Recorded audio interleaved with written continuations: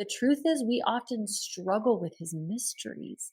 We struggle with the whys that we don't have an answer for. And we've got to recognize that there are just some questions that we don't get answered on this side of eternity. And that is not because our God is not good. Dreamer, are you ready to transform your daily walk with God and take massive steps towards your God-given dreams? If so, then you are in luck because today's video is all about that. With every bold dream comes the opportunity to take bold steps, which is why I put together this encouraging word so that you would live out your faith and embrace all the abundant possibilities that God has for you. Ultimately, this video is going to help you dream bold dreams, pray bold prayers, and take bold action. If not now, when? And if not you, who?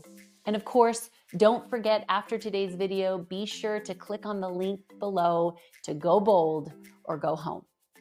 Day 10. Why God into what God? It's a shift in perspective. If we're honest, we've all asked ourselves a time or two, why God? Why is this happening to me? Why do bad things happen to good people? Why does this have to be so hard? I think asking why is natural, right? Like it's a natural response to pain, it's a natural response to confusion. And if you have ever found yourself asking that question, it would make you human, not crazy. But I've learned that if we're not careful, this question can create a significant roadblock in our walk with God. It can ultimately prevent us from experiencing the full work that he wants to do in and through us. Because check this out. When we ask, why God, we often begin to question his goodness and we open the door to doubt. Think about it for a moment. Think about the last time you asked that question to him. Maybe it was yesterday. Maybe it was 5 minutes before this video, right? Where did that question lead you? Chances are it focused your attention on what God wasn't doing, the pain he wasn't healing, and the answers you didn't have. And then afterwards, how'd you feel? Exhausted, disappointed, probably lacking in faith. Why? Because you've partnered with doubt, right? Anytime I ask why God, and then I don't see what he's doing the way I want him to be doing it, I start to convince myself that he's not good, that he's not there. And all of a sudden, that door to doubt has flung wide open. And this happens because our human nature, it just has a negativity bias. So our minds are wired to look for the evidence to support our fears, right? So when we ask, why is this happening, God? We find answers that reinforce our doubts, right? We start believing that he isn't good. We start believing that we can't depend on him and that he's distant from our struggles, right? If I believe he's not good, then I'm going to go, see, I told you, see, I told you. And this doubt all of a sudden spirals us into this false reality that feels real, right? Now, don't get me wrong. The desire to have an answer is fair. I don't know another way to say it. Like you wanting answers to your big questions are so valid. And yet, as Bill Johnson says, this is one of my favorite things I've ever heard out of that man's mouth, is that if we cannot understand the mysteries of God, we will never understand his revelation. And though we long for his revelation, we long for his power and his majesty, the truth is we often struggle with his mysteries. We struggle with the whys that we don't have an answer for. And we've got to recognize that there are just some questions that we don't get answered on this side of eternity. And that is not because our God is not good. Say that again. It is not because he's not good. And if we look in the Bible, 1 Corinthians, here's what scripture says. It says, no eye has seen, no ear has heard, no mind has imagined what God has prepared for those who love him. Did you catch that? It's one of those verses that you're like, he loves you so much that you can't even imagine. Like, he's that good. And so the minute we try to diminish the very power of God to fit the things that we can understand, right? Like this omnipotent God, the minute that we take that and we try to get it to fit in the box of our timeline and our timetables, we forfeit the ability to see his mighty hand and his majestic miracles, right? Like we want majestic without mystery, right? And truth be told, you don't get to have mystery and revelations all at the same time, right? Like we have to understand that both his mysteries and his revelations are ultimately what sustains us as believers. It's why he's God. Think about that. It's both his mysteries and his revelations that guide us through the hardest of times. Believe it or not, it is the same mystery and revelation of God that led him to create the heavens and the earth that also sent Jesus to the cross. It's the same mystery and revelation that somehow holds the universe and your life together right now in ways beyond our comprehension. Right? I want to encourage you today. I don't just want you to desire the revelations of God without recognizing that there is something about the mysteries of God that have to draw us into, not cause us to run away. So today I want to invite you into a better question, right? A better question that instead of asking why God, it's going to be one that will actually help you align with his work in your life. And I want you to take the why God and I want you to turn it into what God. By asking what God, you will shift your focus away from doubt and literally onto his majesty. It will invite you to look beyond your immediate circumstances and into this into a greater reality. Is when you ask God, what are you doing? You force your physical eyes to see through a spiritual lens that he is working, even in the midst of your hardest of moments. This question literally allows you to lift your eyes, just like we talked about yesterday, right?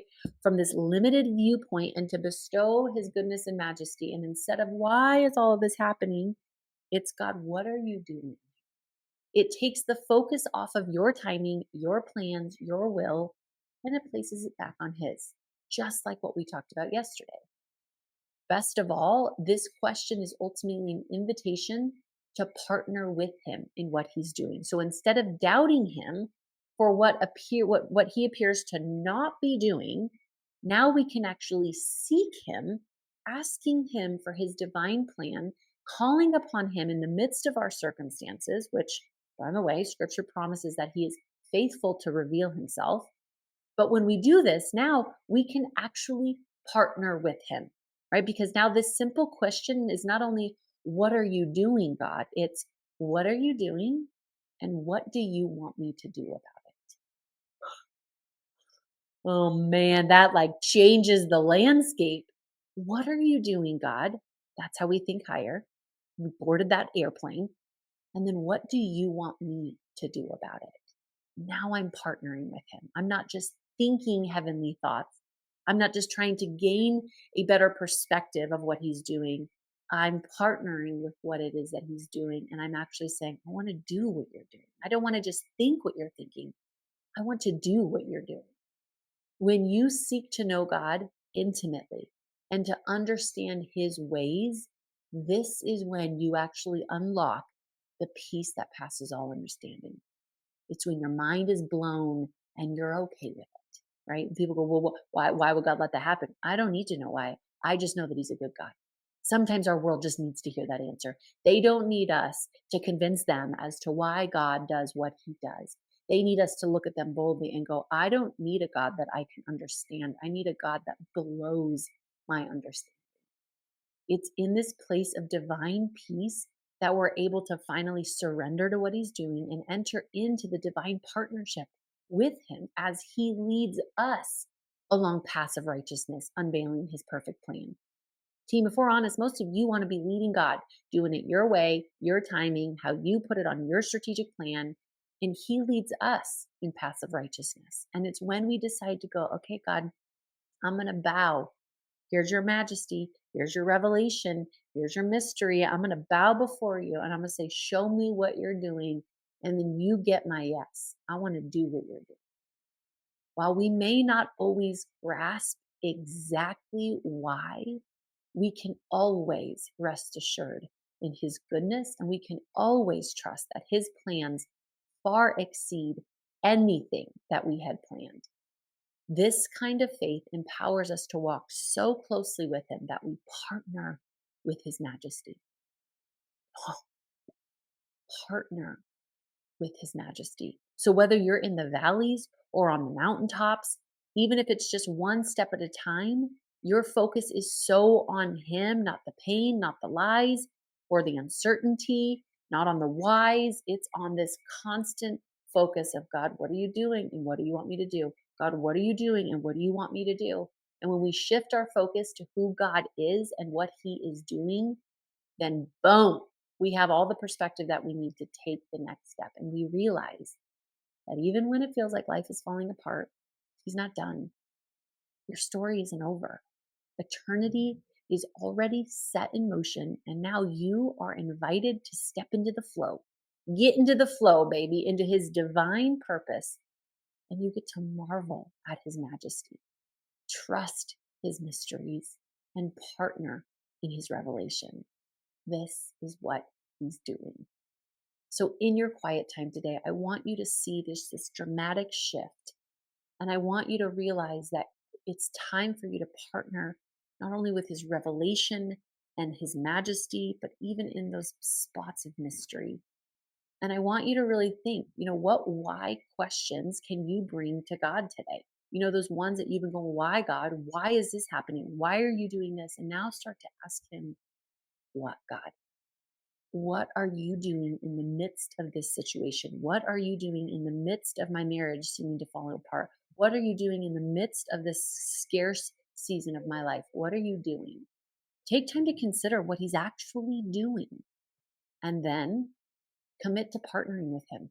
Partner with his majesty. Partner with his purpose in every area of your life. Give him your yes today. Then once you do that, and after you revel in that awareness, align. Take some time to look back at what you said you were going to do yesterday, that one thing. Did you do it? Did you follow through? If so, keep on keeping on. If not, take inventory. What held you back? What do you need to do different today? And then, of course, make sure you carve out time to dream stack it like your life depends on it. Then based upon just that revelation that God gave you in your revel time, right? Where I know today he's going to show you, right, what he's doing.